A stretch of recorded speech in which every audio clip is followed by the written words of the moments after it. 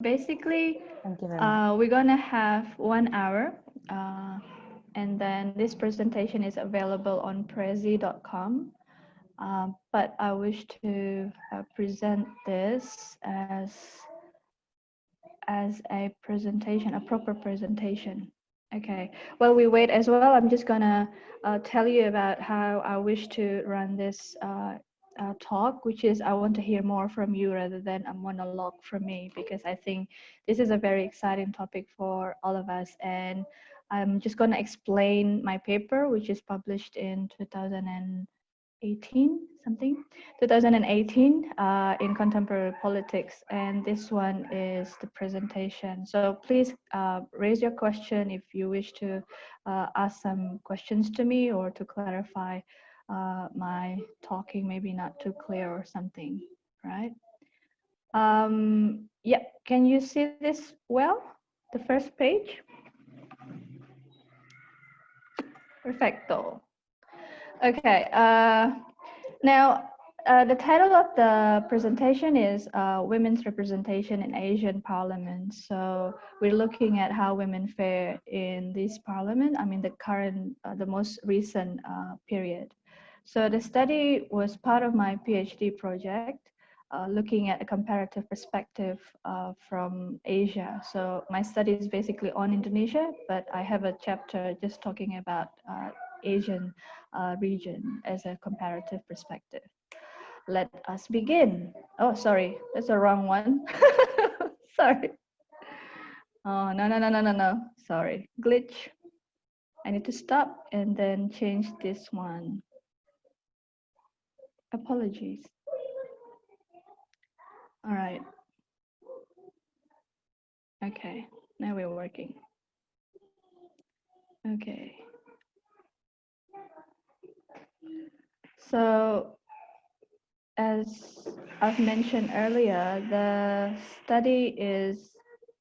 study applies quantitative approach, but I'm also a huge fan of qualitative approach. So for me, both camps are helpful as long as you can answer the question with them.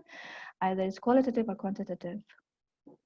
So let me begin with the overview or the introduction for this chapter, or sorry, the paper. So this paper examines the relationship between socioeconomic development, corruption, level of democracy, and women's representation in contemporary Asia. So for those who haven't got the opportunity to read the literature on this topic, I'm just gonna give you some snapshots of this topic. So studies have argued that economic development offers women new opportunities, new resources to participate in politics, meaning that the more advanced in terms of economic development of a country, the more women will be participating in politics. However, my study finds that in contrast to these expectations of modernization theory, this paper finds that national economic variables do not account effectively for the level of women in parliament.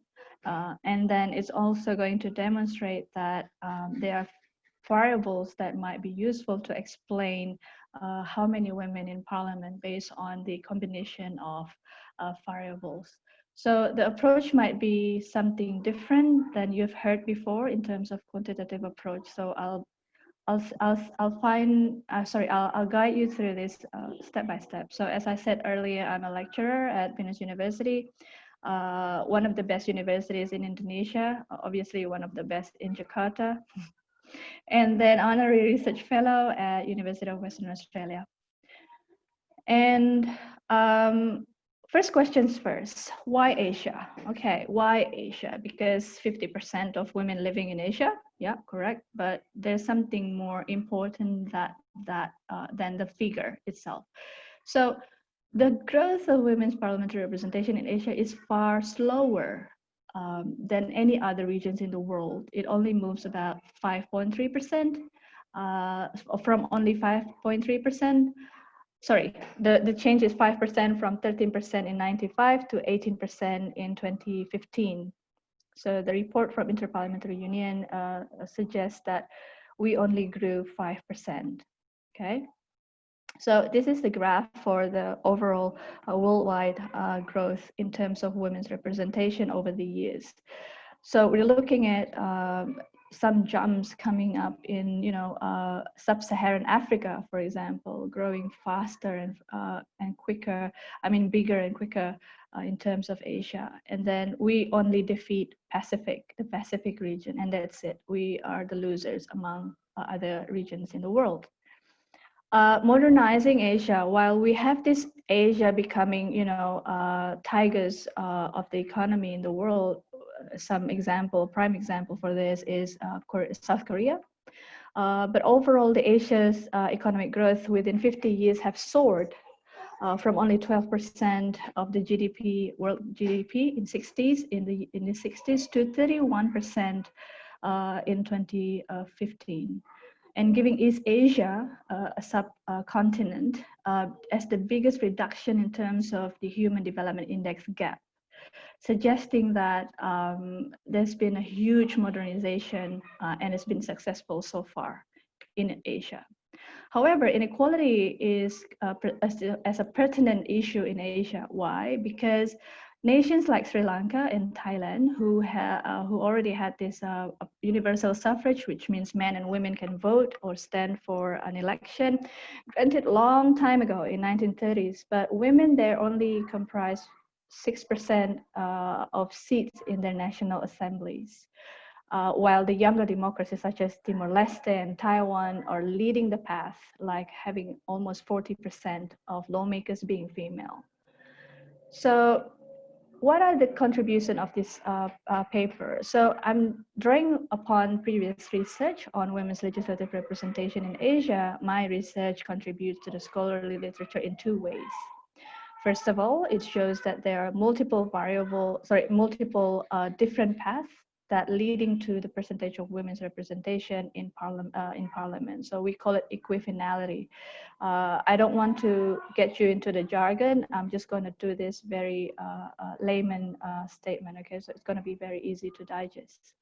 So it means rather than if you use regression, you're looking at one or two variables that might be useful in explaining an outcome, right? But using this approach, we're looking at different paths. So it's like something that you're looking at the existence of one variable and the non-existence of another variable, and the resulting is different. And what country is using that path?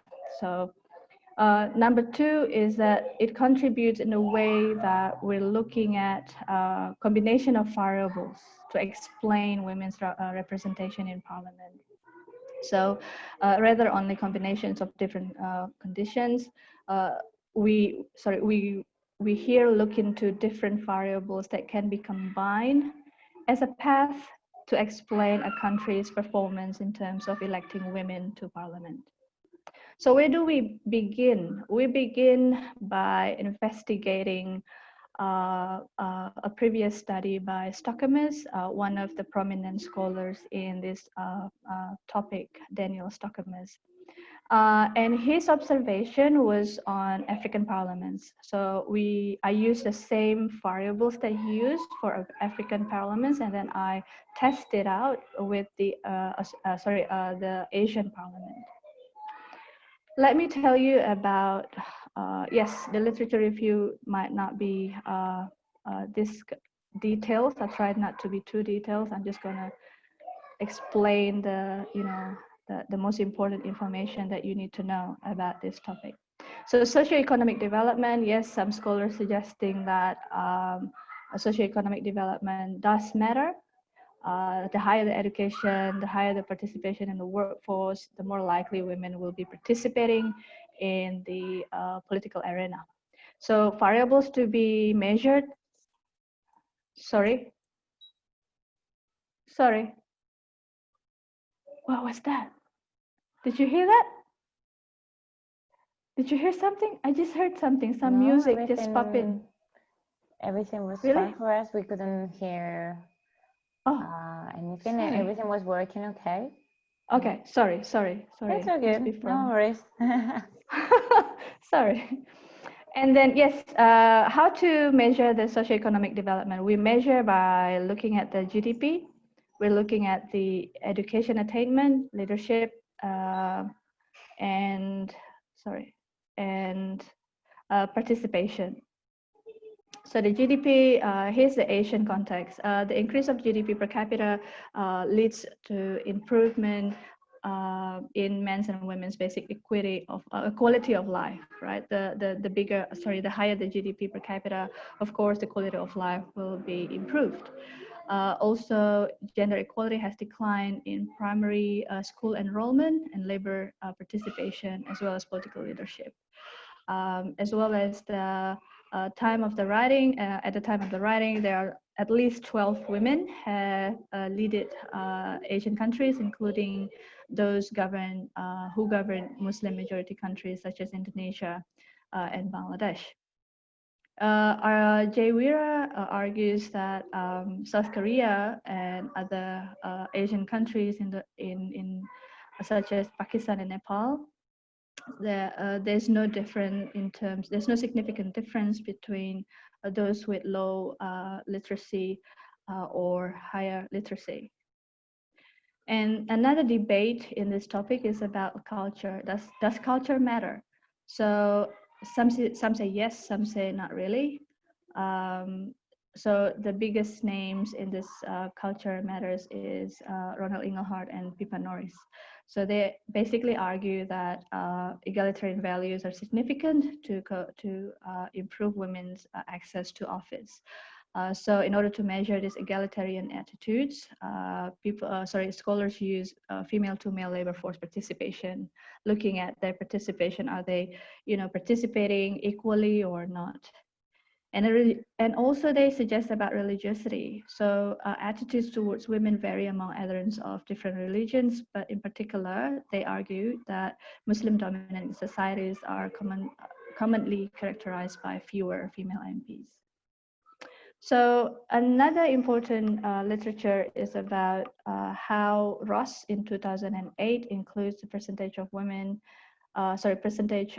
Muslim population and women's participation in the labor force. And he suggests that Islam itself is not a good explanation of any gender inequality. Similarly, Seguin in 2010 argued that it's not really about the religion maybe, but it's something else.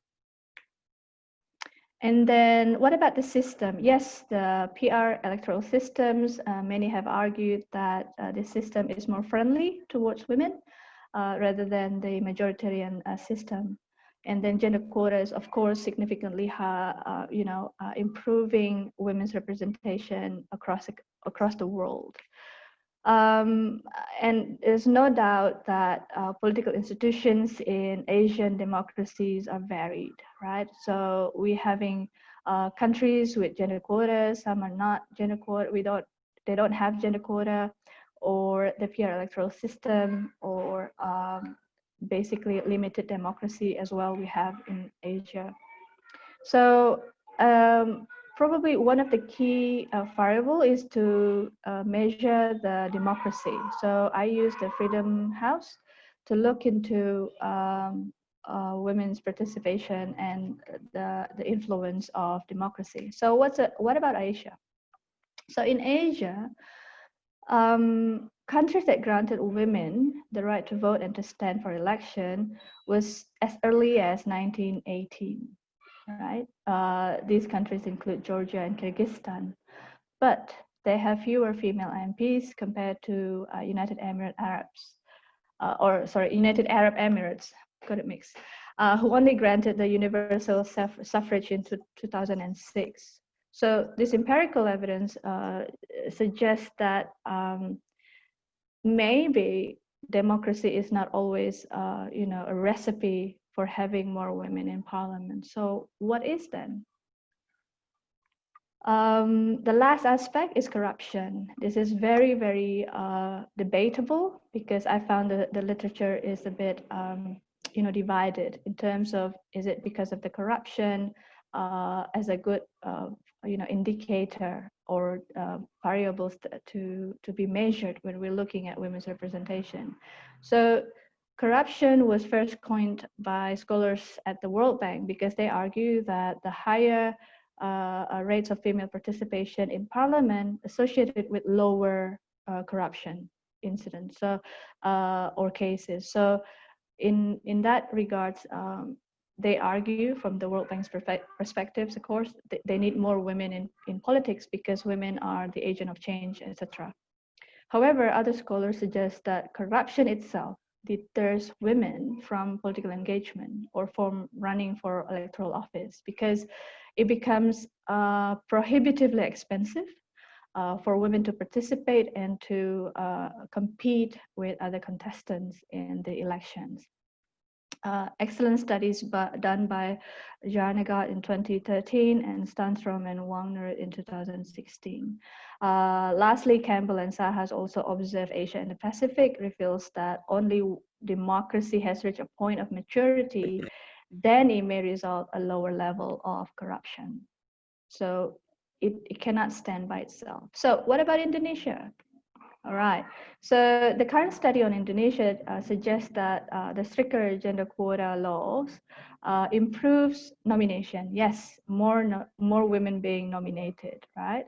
But at the same time, we're looking at rampant practices of corruption and vote buying. So having that in place, we cannot solely relying on gender quotas.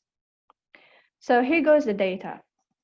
So I have 47 countries in Asia to be analyzed, and I'm looking at their single or lower House of Parliament at a single point of time. And then the data was collected as of the late 2016, right? And so those countries which data incomplete data, such as North Korea, Hong Kong, and State of Palestine, was excluded from this analysis. So the method, it's called Qualitative Comparative Analysis. Qualitative here is not the qualitative as you understood, the observation or the investigation on narratives, but qualitative here is about looking at the membership level of every case, right? And then you compare their membership and looking at which path that can explain the result. So it is an analytic technique which combines quantitative and qualitative methodologies where you're looking at the theories about certain aspect to be observed. And then it serves as a bridge to get to bridge the gap between case-oriented and variable-oriented. So you're looking at how to explain a case, but as well as looking at the variables. And then QCA enables researchers to examine similarities and differences across many cases while preserving the integrity of cases as complex configurations. So it's quite a novel approach in political science, I have to admit. I think I got rejected twice for this paper, probably because of, unfamiliarity of the method. But in marketing studies, it's been hugely applied. So QCA uses the logic of set relations to address causal complexity. So the outcomes do not arise from just one single cause, but rather a combination of conditions. So it uses the Boolean algorithm rather than just linear algebra. It is quite one of the cons from this approach is that we only can use a small number of cases, less than 50 cases, to be ideal in using this method. So studies on women's representation which applied QCA include Crook 2010 and Liliefeld 2012. So these are the only two political scientists that use a QCA technique to assess how combinations of different factors can produce similar outcomes. So I think this one makes me the third, I think. And then I start with the regression, right? So I did the regression analysis first, and then I did the QCA, the second stage. So the multiple regression analysis suggests that only gender quotas, okay, the provision of gender quotas and the existence of a PR electoral system offer the positive and significant effect on women's share in legislatures. So it is expected that if a country is imposing gender quota, and applying the PR electoral system, then the women's share in parliament will increase by 10 and 6% respectively. So 10% for having gender quota and 6% for having PR system. So this is the result. If you use regression, so we're looking at out of 7 variables, which is GDP, democracy, corruption, PR system, quotas, Muslim population, and labor force participation. There are only PR and the quota system that are helpful in explaining the outcome. Now, the second method is fuzzy set QCA, right? So fuzzy set or FSQCA assumes most relationships are asymmetrical rather than symmetrical. So high values for X associated with high values for Y. So this method focuses on testing the configuration. So testing the configuration and recognize that variability in data is important to determine the levels of membership in a set. So where do each country belongs, right? So we have conditions or factors to be observed. There are 7 conditions. So GDP abbreviated by G, Muslim by M, labor force by L, and then PR system by P, quota is Q, and democracy is D, and corruption is C. So the full membership means when this case, where a country is being, so we name the country as a case, right? So the case is a fully membership of being a high GDP if the country has the highest GDP. So this is full membership, right? So those countries with lower GDP, they will be more likely to be non-membership, right? So in this case, we have Afghanistan with that GDP, so full non-membership in terms of high GDP, while Qatar is full membership here. And then the crossover is the equifinality, the middle one, the middle between these 2 sets of membership. There are some points where you say democracy, for example, as non-membership because it's even lower than 0, which is -1. We still put that in the system, and the QCA will do the calculation in terms of the memberships. So we call this as FSQCA scoring or calibration to identify key ingredients in explaining women's high or low share in parliament. So the findings, let me give you an analog of, this is the analogy for QCA, right? FSQCA is like you cooking a fried rice, okay? If you wish to cook a fried rice, probably Laura's style is different to mine because I will not have sausages, for example, right? Or I don't have cheese, so I don't use cheese in my fried rice, but it's still a fried rice. You know what I mean? So what we're looking at here is the first one here is the high representation, right? So what explains membership in terms of high women's representation in parliament? So high here means above the crossover score, as you've seen before, that the full membership is the biggest share, which is owned by Timor-Leste when the study was conducted. And then the lowest one is 0. I'll show you in the next slide because this is for the high representation, right? So let's see for Timor-Leste. The recipe to have high representation is, I'll read it out for you. The path is path number 6. So the capital means the existence, and the lower letter is the non-existence or the non-membership position, right? So low G means low GDP, right? And lower M, lower letter M means it's not a Muslim majority country. And then L stands for labor force. Women are not really significantly participating in the labor force. P is the existence of a PR system. Q is the existence of a quota system. And then D is quite significant score in terms of democracy. And C is low perception of corruption. Oh, sorry. C is sorry. The capital C is low perception. The smaller C means the high perception of corruption, meaning that people consider corruption is a as a something that is frequently happening. So considered to be less transparent. The country is considered to be less transparent.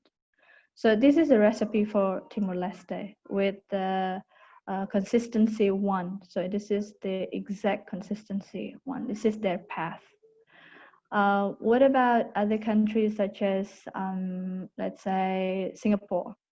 Singapore and Taiwan sharing the same path, path number 5, which is not a Muslim country. They have no PR system, but they have significant representation of women in the labor force, and they have a quota. This is there are 2 types of quota, right? First is the legislative quota. So every party needs to nominate certain number of women or certain percentage of women as candidates. That's a legislated one. Without that, the party cannot participate maybe, or they will have some consequences. And the second type of gender quota is the party gender quota. So each party may apply their own, a standard for nominating women, at least 20% or 30% by the party itself. So it only abide the party, not the whole party who participate. So the path number 5 explains Taiwan and Singapore. So they have high GDP, they have high democracy index, they have quota, they have labor force participation, and they have a rather transparent governance. So they have that kind of path to reach the high representation. And the solution consistency is quite high. It's quite promising, 0.8, and the coverage is 75%. So when you saw the solution coverage, it means how many cases can be explained correctly with these recipes. So it's almost 75% of the cases explained using this recipe of path. And what about the low representation? All right, as the study was conducted using the data back in 2016, Indonesian parliament at that time only had 18% of women in parliament, right? So that's considered to be low in terms of representation. And the recipe, let's see the consistency that reached 1, yeah? It's path number 4 and path number 5. So Sri Lanka can be explained by these paths. Low GDP, not a Muslim country, low representation in labor force, no quota, and it's a rather corrupt country, but a high democracy. So these are the paths to explain what is Sri Lanka, what the Sri Lanka has in terms of low representation. So this is the path for them. But you can see that there's a significant difference with path number 5, which is the existence of P, right? Sri Lanka shared this path with Turkey, because Turkey has the PR system, PR electoral system, while in India, they don't have that PR electoral system, and high in terms of democracy index, right? So consistency one is basically perfect, like a very exact path. Let's look into path number one. This is how to explain Indonesia. So what we're looking at here is that we have a Muslim-dominated country, yeah, with low GDP, and then significant labor force participation. There is quota being applied, but the country is rather corrupt, according to the index in terms of corruption. So this explains what kind of path that Indonesia has in terms of getting the result of low representation.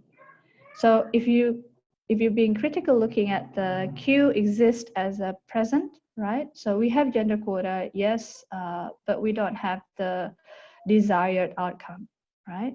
So that raises a question about maybe quota alone is not sufficient, because in the countries where they apply gender quotas, the result is still low.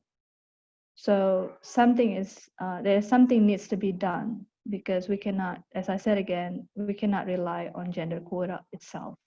If we have that small c, means you have corruption, rampant corruption, that probably the path that is going to hinder women to achieve the legislative office.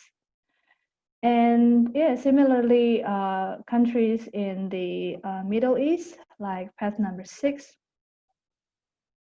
we're looking at Muslim countries, yes, and then quite transparent in terms of the perception of corruption.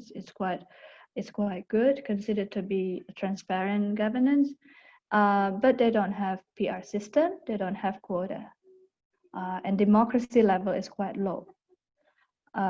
So the path number 6 explains that if you don't have P, D, and P, Q, and D, which is PR system, quota, and democracy, it is very likely that this path is going to bring you into a low representation.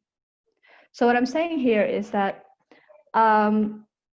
we're interested in looking at different paths, right? We're looking at a combination of variables instead of just one or two, like we do in regression. So where do we go from here, having that kind of, different combinations of conditions resulting in different outcomes? So the results presented have the potential to expand the discussion about political representation by unpacking different routes that lead to women's high and low share in Asian assemblies or parliaments. So in general, the findings demonstrate that the opportunity to improve research, there is huge opportunity for us to improve the research on this particular field by combining the qualitative and quantitative approaches.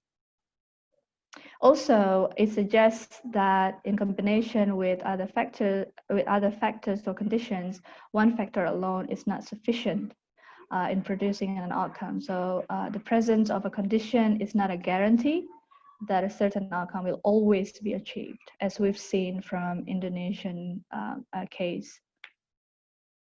And yes, this is time for questions. I'm very happy to take questions from the floor. Thank you so much for your patience and your listening. Thank you.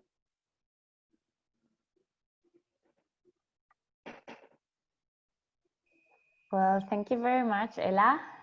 I would like that please you feel free to unmute yourselves and make your questions, or otherwise you can also write them on the chat and I will be happy to read them for Ella.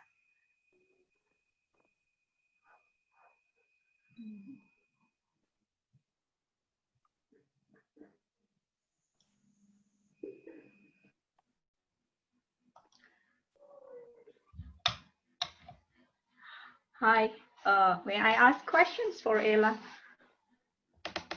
Yes, sure. Thank you. Yeah, it's very interesting presentations and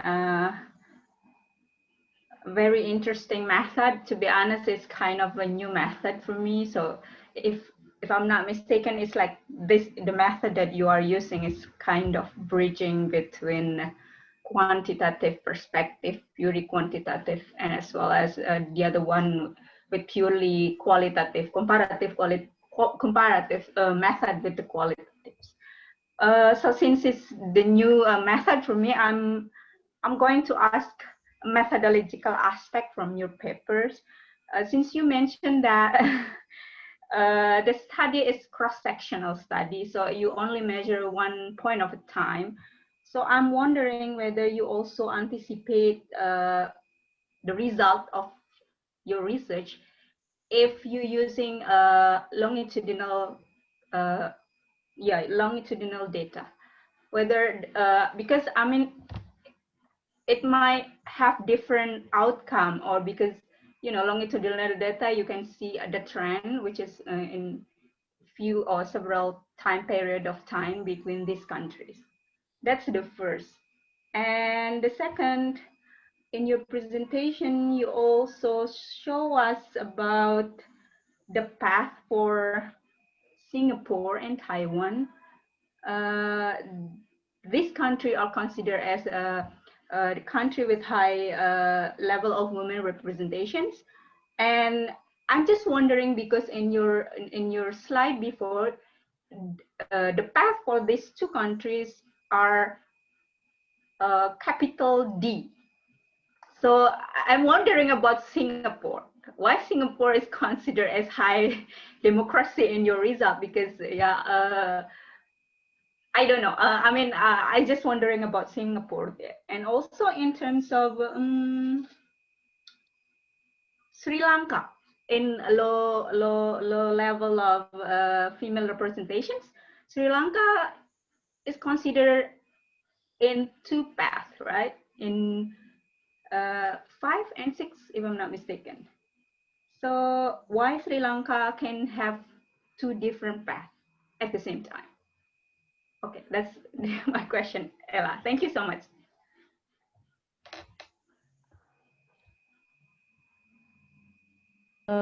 Im is my co-author, so she always asks the question that is making me she's always giving me a headache. No, I'm just kidding. I'm just kidding.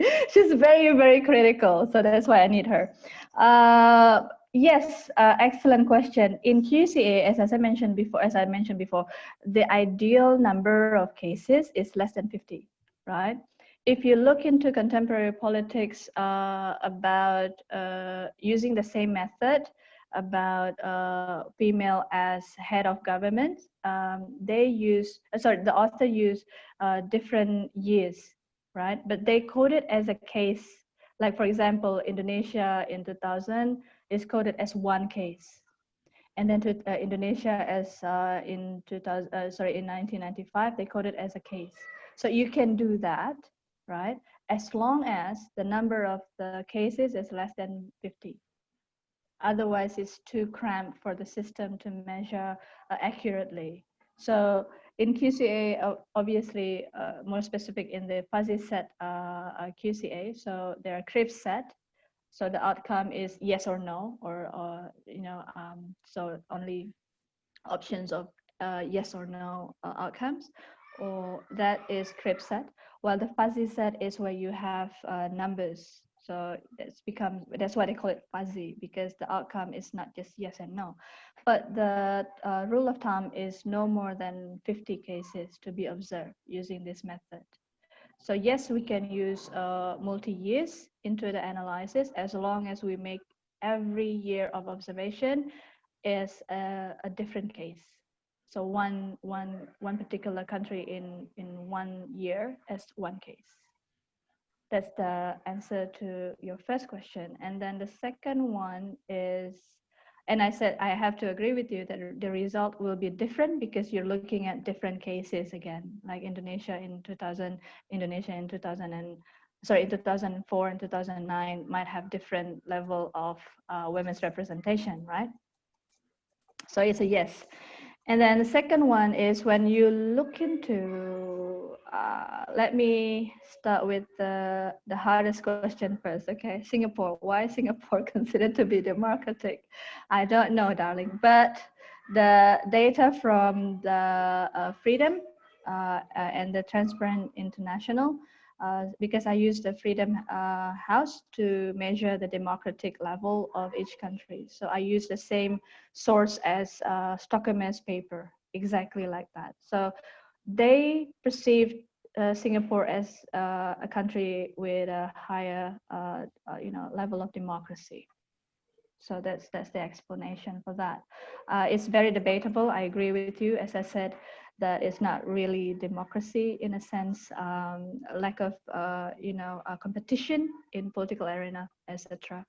And it's a family rule, isn't it? The government is family affiliated.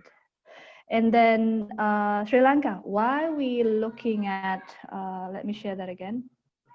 Why are we looking at Sri Lanka having two paths at the same time with a consistency level as at one? So can you please look into the significant, the difference here is the existence of P, right? If path number 5, you're looking at the presence of a PR electoral system in Sri Lanka as it has, right? The country has a PR system. That in line with Turkey. I repeat, because of the presence of the PR electoral system, this path is shared with Turkey, right? Sri Lanka shared the 4th path without P being present there with India, because India doesn't have a PR electoral system. So that's how we look at the outcomes for Sri Lanka is a bit unique because it shares just a slightly difference in terms of variable, but obviously because of the presence of the PR electoral system, that's why Sri Lanka re-emerged in path 5 and shared it with Turkey. I hope I answered your question, darling. Yep. Thank you. Otherwise, we can discuss it on WhatsApp. Yes, sure. Thank you so much for that. Thank you. All right. Any other questions, please?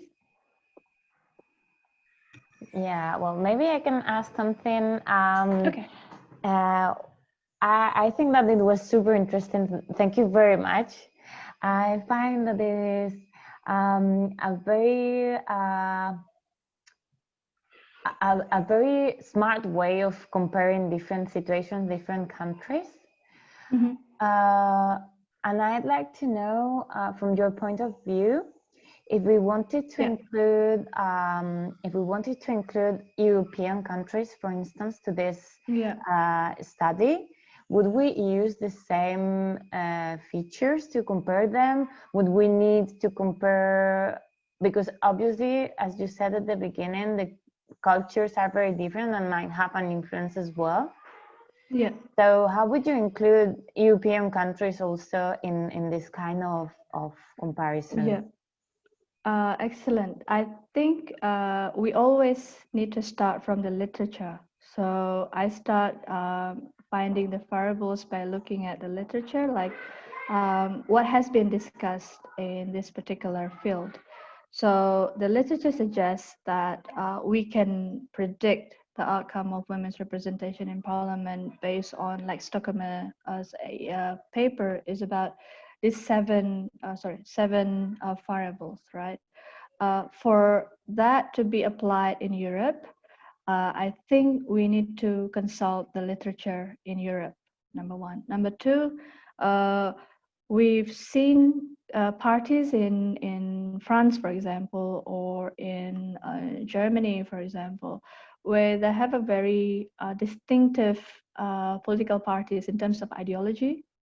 So there's a probability of using that And we cannot do that in Asian context because we don't have a really reliable data on parties' ideology. So in European context, I think I've seen some literature suggesting that those parties leaning towards the left is more likely to support and to encourage women to be active and participating in politics. So I'm suggesting that maybe that variable needs to be included in this similar method. And then probably other factors that are useful to be included. Again, I need to refer back to the literature because different content or different regions might have different explanation to it. And as you said, yes, maybe GDP is not too distinct between countries, so that's not going to be very useful in this comparative analysis.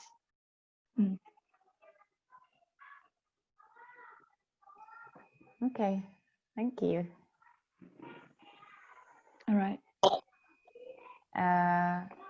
Someone else would like to ask a question?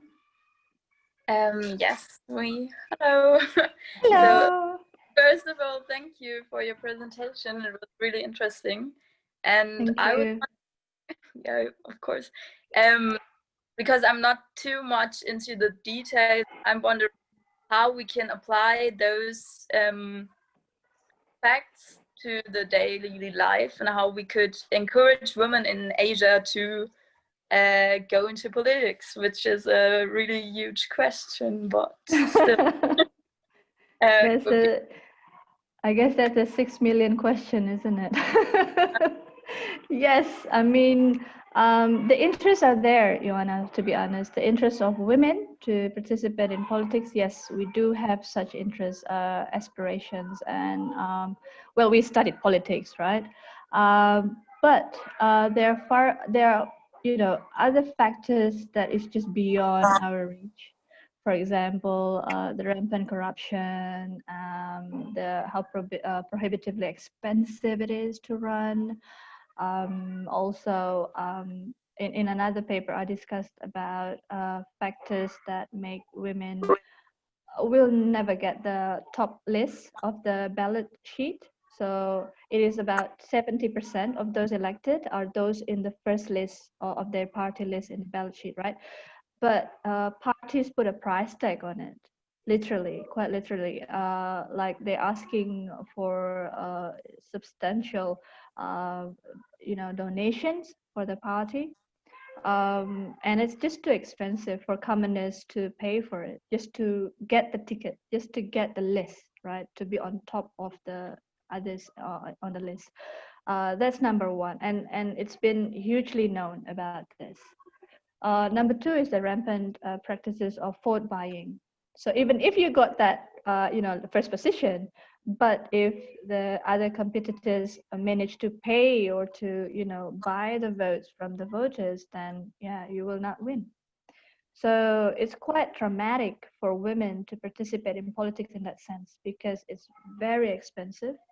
And we don't really see parties that are genuinely encouraging women as a cadre, like from scratch. They start from young and participate in politics, blah blah blah, and becoming the top leaders or the top position, managerial positions. No, that we don't see that. So there's so many weaknesses in terms of our systems in encouraging women to participate in politics. Yes, to be honest, but how to make women participate and willing to run is that I think we need to support women. But unfortunately, I always hear that all the time. I always hear that all the time because women are more critical towards other women. So it's harder. Yeah, it's hard to win female constituents because they're more critical towards you.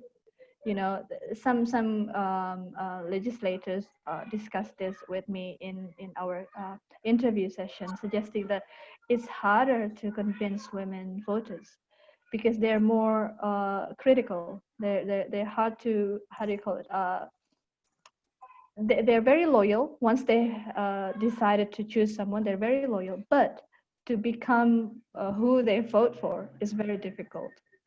So I'm saying this, that maybe we need to, support women, support more women to get elected. That's the first start, and then reduce the practice of rampant vote buy, which is, I don't know, with this system, the PR electoral system enables everybody on the list to win a seat, right? Because we don't wait until the number of the list. So the position doesn't really matter. That's what I'm saying. So you can be nominated at number 8, but if you got the vote, the majority of the vote, you win, right? The question is, how did you get the vote? Is it genuinely because people liking you, or is it because you pay for them to vote for you? So it's really hard and very heartbreaking, really, to see that even incumbents as well as finding it really hard to maintain their seats. Yeah, well, thank you. That's hard to hear. Yeah. What about in France? I'm really keen to hear about your opinion on in France. What's happening there? Is it also about corruption? I hope not. So, well, I'm from Germany. I only Okay. moved like for 3 weeks now. But what Okay. I say about Germany, it's pretty similar when you compare male networks to female networks. Yeah. I find that female networks don't even exist, or when they do, they are kind of more often jealous of the, and this is what's keeping women from success, basically. It depends, but it's what you said. But still, I mean, we have Angela Merkel. Yeah. She's very powerful. That's true. But yeah, you can also find here that, for example, the appearance of a woman depends, that determines her political outcome, one can say.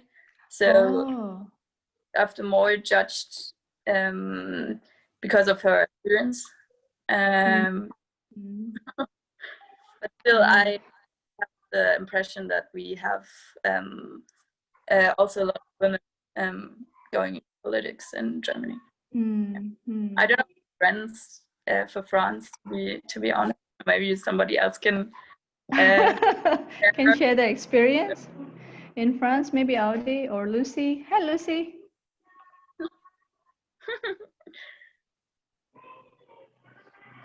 I don't really know the difference in the representation of women in politics, but they are for sure lower than the men. And I think it's kind of more or less the same I don't know, scheme as the one in Germany.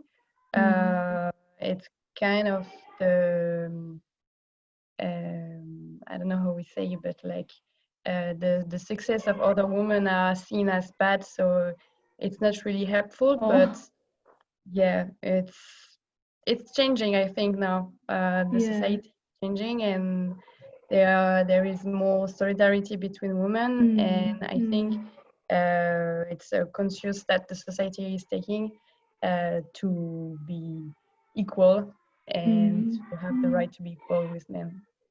Yeah, I think, wow, because students at Venus University also needs to listen to this to give some hope in our own hearts, suggesting that we're having these similarities in terms of, having women's representation in parliament, I think. Yeah. Lucy, I think I want to hear from you if you want to. Well, I'm not an expert at all on the subject. It was really interesting because, well, I do not know much about it, but if I can give just my own opinion, but really it's not an expert, so don't take it for sure something. Well, I don't know much about parliament, but I do know, like, for mayors or something like that, in politics in general, we do have some women that are kind of famous, or like we do know about them. Like Okay. maybe in small cities, like I'm really talking about mayors here, it's not really parliament, but for small cities, maybe we more use of like men and not much women. But when it comes maybe to higher levels, like parliament or maybe like big cities and everything, we do kind of vote for women and everything. So we do can accept having women that lead us or that can vote and kind of higher positions in the parliament or mayors. So it's still, I think we still have many things to work on in France. Obviously, it's not like a perfect equality and everyone can participate and everything. But I do think we still kind of are getting used of with some women. Maybe that's still kind of, some of them are still maybe in like lower ranks and men are still kind of the top of the list or something. But we do have some kind of famous female personalities, let's say, that we kind of we do know about them. I'm thinking about a few names, but like just the mayor, for example, and in Lille, the mayor is a woman, and she's kind of a bit famous. We do know her. She's a famous political figure in France. So I think, she's been here for so long. And in Paris as well, some mayors in the kind of different neighbors are women as well. We do know them. Or we also have Christine Lagarde, maybe if you do know her, about her. Like we do have famous political female. So I think for parliament, it's just a matter of time, but I think it can only, I hope it can only improve. Well, that's my point. Maybe after the pandemic. We'll see how it goes. Fingers crossed. Yeah. Any other questions? Or how is it, Laura? Okay. Questions from Jakarta? No? Pena, maybe? Or we're gonna close down our session? How would you like it to be, Laura? I mean, if there are more questions, we can still ask one more questions. We've been already 1 hour, so there is time for one more question, if you wish. Going once. Going twice. I just would like maybe to add, like well, I think also we talked about Germany, we talked about France. In terms of Spain, for instance, that it's my country and I kind of know it a bit better. I think that things are moving very fast. We have more and more women representing, representative women in politics. Yeah. And I think that more and more they're taking their place. And that mentality in general in society is changing, but we still need to do a lot. But I think that things are very different now, and I don't know, 10 years ago. They've really changed. And I think that every country, depending on many factors and circumstances, has its own path, its own rhythm as well, to evolve faster or slower. But still, I'm very optimistic, and I think that equality is closer than before, for sure. So maybe just to close with that optimistic comment. Optimist. Okay. If there's no question, maybe we can conclude and close the meeting. Thank you very much again for this explanation, for your time, and also thank you to all of you for making it possible or for attending, even if it's already the weekend for you. Yes. It's a long night now. Yeah, exactly. The weekend night. Perfect. So it was amazing. It was really great. Thank you so much. And we are looking forward to keeping collaborating together and to maybe organize other conferences and activities together. I have a colleague reminding me, don't forget to photo everyone. Photo everyone. So Let's everyone, go. that's a great idea. We should, Yes. we should Anyone, please turn on your camera, please. I want to see your beautiful faces. Come on. Yay. Hello there. Hello. Hello. Pak Satrio, next we need to get a speaker from Lille, right? And to talk. We do have already. Yay! I will come. Please do. Well done. Oh, the one who is suggesting me to take a photo cannot open his own camera. You silly. Okay, who's gonna take a photo? Me or Laura? Or I think that we should all take, so we can later share them and choose the best one. Okay. Okay, Please, get everyone ready. smile. Okay. So, yeah. All right. Yeah. Well done. Thank you so much, everyone. Yeah, thank you too. And take care. Take care. Have a nice weekend, everyone, and see you soon. Hopefully. Thank you very much. Thank you you. very much. Au revoir. Have a good Au day or revoir. evening. Au revoir. Au Au revoir. revoir. Bye-bye. Bye. Bye bye.